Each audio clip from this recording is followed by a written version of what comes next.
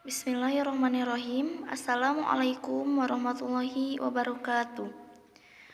Puji serta syukur marilah kita panjatkan kehadirat Allah Subhanahu wa taala yang telah memberikan nikmat sehat kepada kita semua. Alhamdulillahirabbil alamin. Pada kesempatan yang berbahagia ini kita bisa melaksanakan perkuliahan dengan keadaan sehat walafiat. Pada kesempatan ini, di sini saya sebagai moderator dari kelompok 5, yaitu yang beranggotakan Desi Rahmawati, Dea Rahayu, Ika Rizka Nurjana, Nela Halimah Sadia, dan Rika Nurayeni. Materi dari kelompok 5 yaitu bahasa dalam karya tulis ilmiah kalimat efektif. Untuk materi pertama akan disampaikan oleh Teh Desi. Mangga Teh Desi. Baik, di sini saya akan menjelaskan tentang pengertian kalimat efektif. Menurut Rohmadi, bahwa kalimat efektif adalah kalimat yang memperlihatkan bahwa proses penyampaian oleh pembicara atau penulis dan proses penerimaan oleh pendengar atau pembaca berlangsung dengan sempurna, sehingga isi atau maksud yang disampaikan oleh pembicara atau penulis tergambar lengkap dalam pikiran pendengar atau pembaca. Kalimat efektif dikenal dalam hubungan fungsi bahasa sebagai media komunikasi. Dalam hubungan ini, setiap kalimat terlibat dalam proses decoding atau encoding, penyampaian dan penerimaan. Sesuatu yang disampaikan dan diterima itu bisa berupa pemikiran, ide atau gagasan, pesan, pengertian, atau sebuah informasi. Sebuah kalimat disebut efektif manakala sanggup menciptakan proses penyampaian dan penerimaan itu berjalan sempurna. Kalimat efektif mampu membuat isi atau maksud yang disampaikannya itu tergambar dengan jelas dan lengkap dalam pikiran komunikan, persis seperti yang dipikirkan komunikator. Terima kasih.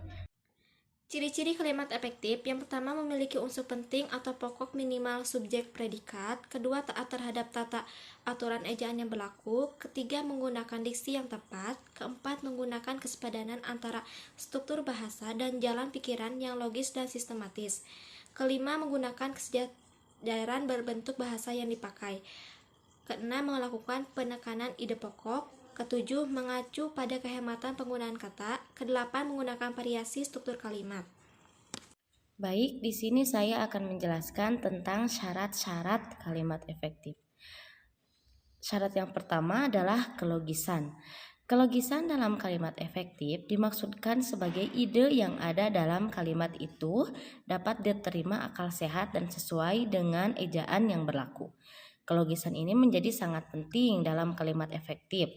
Kalimat yang benar secara gramatikal bisa menjadi tidak efektif tanpa adanya kelogisan. Misalnya seperti kalimat berikut. Pencuri berhasil ditangkap polisi. Secara gramatikal kalimat tersebut itu tidak salah, akan tetapi jika dilihat dari segi logika, kalimat itu terasa janggal dan tidak logis. Ketidaklogisan kalimat itu terletak pada kata berhasil, karena pencuri yang ditangkap polisi itu tentu bukanlah suatu keberhasilan, melainkan justru merupakan kegagalan. Kalimat tersebut akan menjadi logis kalau diubah menjadi yang pertama, polisi berhasil menangkap pencuri, atau pencuri berhasil melarikan diri dari kejaran polisi. Contoh lain dari ketidaklogisan sebuah kalimat tampak pada kalimat bercetak miring, seperti acara berikutnya adalah sambutan-sambutan. Sambutan pertama akan dibacakan oleh Rektor IKIP Siliwangi Bandung. Waktu dan tempat kami persilahkan. Sering kita jumpai pemandu acara dalam suatu kegiatan itu menggunakan kalimat-kalimat semacam itu. Nah, dalam contoh kalimat yang terakhir, seolah-olah waktu dan tempatlah yang dipersilahkan. Padahal maksud kalimat tersebut adalah orang yang akan mengisi acara itulah yang dipersilahkan. Nah, kalimat tersebut akan menjadi logis jika kita ubah menjadi yang terhormat Rektor IKIP Siliwangi Bandung, kami persilahkan untuk memberikan kata sambutan sekaligus membuka acara ini. Untuk bahasa tulis, kelogisan sebuah kalimat ditandai juga oleh penggunaan ejaan yang benar, yakni ejaan yang sesuai dengan pedoman umum ejaan bahasa Indonesia. Misalkan, sekalipun sering marah, sekalipun saya tidak pernah memukul anak-anak saya. Kalimat di atas itu membingungkan dan sulit dipahami. Nah, agar mudah dipahami dan diterima secara logika, kalimat tersebut sebaiknya ditulis menjadi sekalipun sering marah, jadi sesudah marah itu ada koma dulu. Nah, jadi sekalipun sering marah, sekalipun saya tidak pernah memukul anak-anak saya. Syarat yang kedua adalah kehematan. Kehematan dalam kalimat efektif dimaksudkan sebagai penghindaran penggunaan kata, rasa, atau bentuk lain yang tidak perlu. Nah, upaya kita untuk melakukan penghematan dapat dilakukan dengan cara menghindari hal-hal sebagai berikut. Hindarilah pengulangan subjek yang tidak diperlukan. Misalnya, karena saya datang agak terlambat, saya tidak dapat mengikuti acara pertama. Kata saya yang berfungsi sebagai subjek pada anak kalimat itu tidak diperlukan karena subjek yang sama sudah disebutkan pada induk kalimatnya. Penyebutan kata saya pada anak kalimat tersebut itu merupakan pemborosan kata yang sebaiknya kita hindari. Nah, akan lebih hemat kalau kalimat tersebut itu kita perbaiki menjadi karena datang agak terlambat, saya tidak dapat mengikuti acara pertama. Terus yang kedua, hindarilah penggunaan superordinat pada hiponimi kata. Seperti gadis itu sedang memetik sekuntum bunga mawar warna merah. Kata mawar pada kalimat tersebut itu sudah mengandung makna bunga. Nah, jadi kata-kata tersebut itu menjadi pemborosan atau menjadi mubazir. Nah, sebaiknya kita perbaiki menjadi kalimat gadis itu sedang memetik sekuntum mawar merah. Terus hindarilah yang ketiga kesinoniman dalam satu kalimat. Nah, banyak kata bersinonim dalam bahasa Indonesia seperti naik bersinonim dengan ke atas. Kata hanya bersinonim dengan kata saja, dan kata sejak bersinonim dengan kata dari dan mulai, dan lain sebagainya.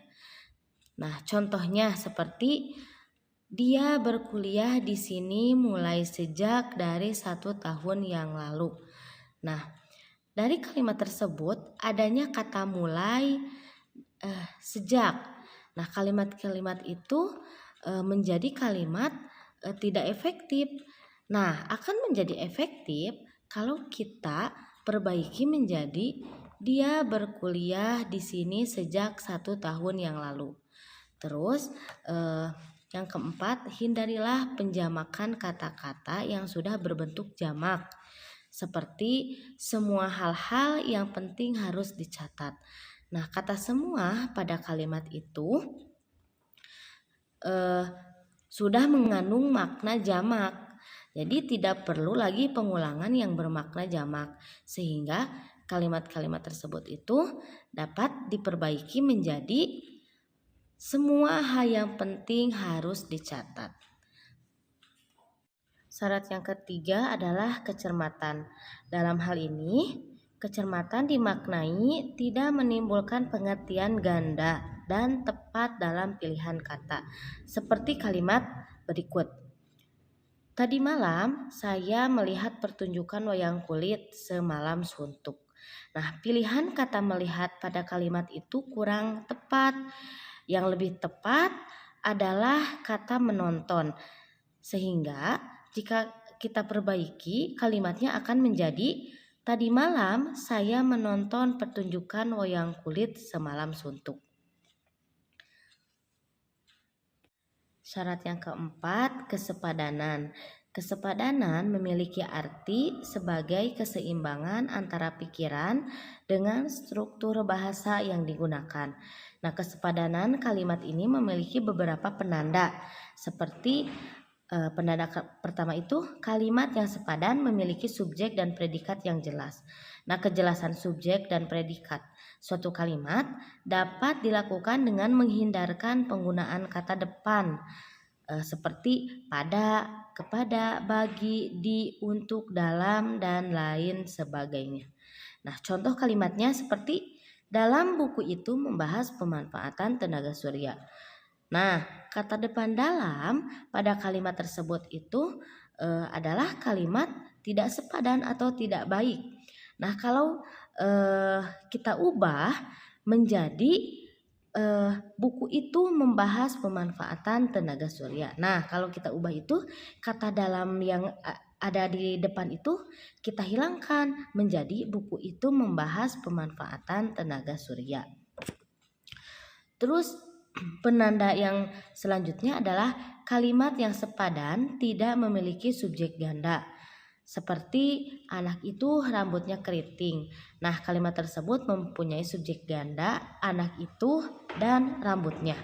Nah, kalimat itu akan lebih baik kalau kita ubah menjadi anak itu berambut keriting atau rambut anak itu keriting.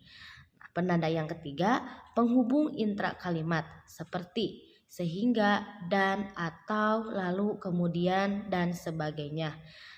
Nah, tidak digunakan pada kalimat tunggal, kata-kata tersebut itu.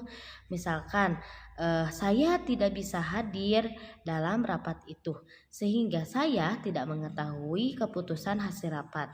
Nah, penggunaan kata sehingga dalam kalimat itu tidaklah sepadan, karena kata sehingga itu merupakan kata penghubung intra kalimat yang tidak bisa difungsikan sebagai penghubung antar kalimat. Syarat yang kelima adalah kepaduan. Yang dimaksud dengan kepaduan dalam kalimat efektif ini adalah kepaduan pernyataan dalam kalimat itu, sehingga informasi yang disampaikan tidak terpecah-pecah. Ada beberapa penanda-penanda dalam kalimat kepaduan. Yang pertama, kalimat yang padu itu tidak bertele-tele. Terus yang kedua, kalimat yang padu menggunakan pola aspek plus agen plus verba secara tertib. Terus penanda yang ketiga, kalimat yang padu tidak perlu menyisipkan sebuah kata antara predikat, kata kerja transitif, dan objek penderita. Syarat yang terakhir adalah keparalelan. Keparalelan dalam kalimat efektif dimaksudkan sebagai kesamaan atau kesejajaran bentuk kata yang digunakan dalam kalimat itu. Hal ini berarti bahwa kalau bentuk pertama menggunakan ungkapan nominal, bentuk kedua dan seterusnya juga hendaknya menggunakan bentuk yang sama, yaitu bentuk nominal. Kalau yang pertama menggunakan bentuk verbal, hendaknya yang kedua dan seterusnya juga menggunakan bentuk yang sama, yaitu bentuk verbal. Seperti tahap terakhir penyelesaian gedung itu adalah pengecatan tembok, memasang penerangan, menguji sistem pembagian air, dan pengaturan tata ruang.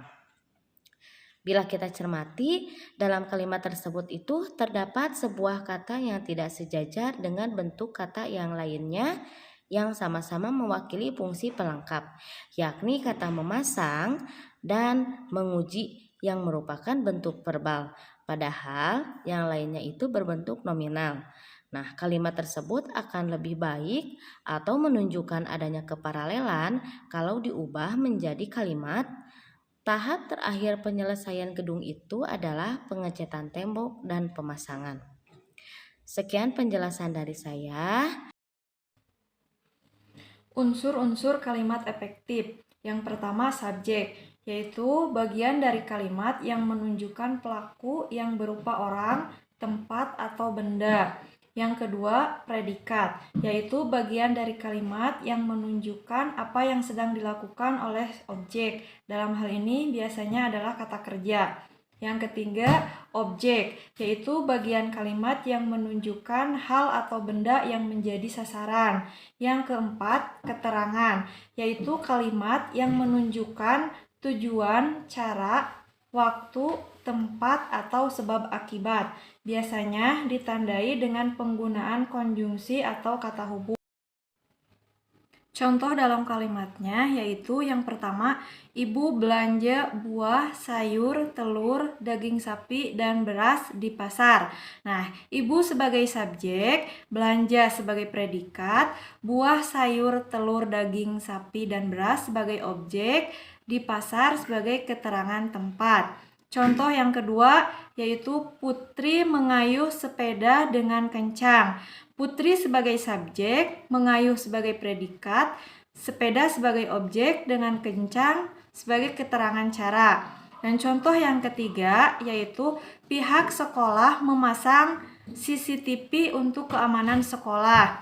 Nah, pihak sekolah sebagai subjek, memasang sebagai predikat, CCTV sebagai objek untuk keamanan sekolah sebagai keterangan tujuan.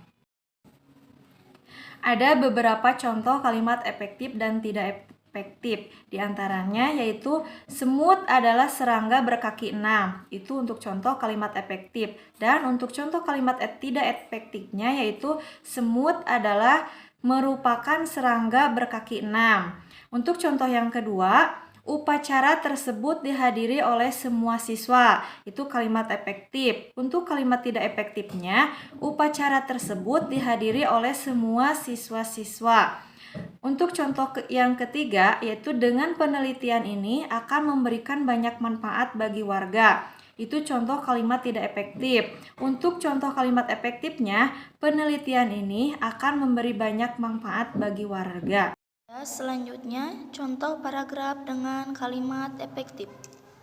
Contohnya adalah, Ayu adalah mahasiswa Universitas Indonesia.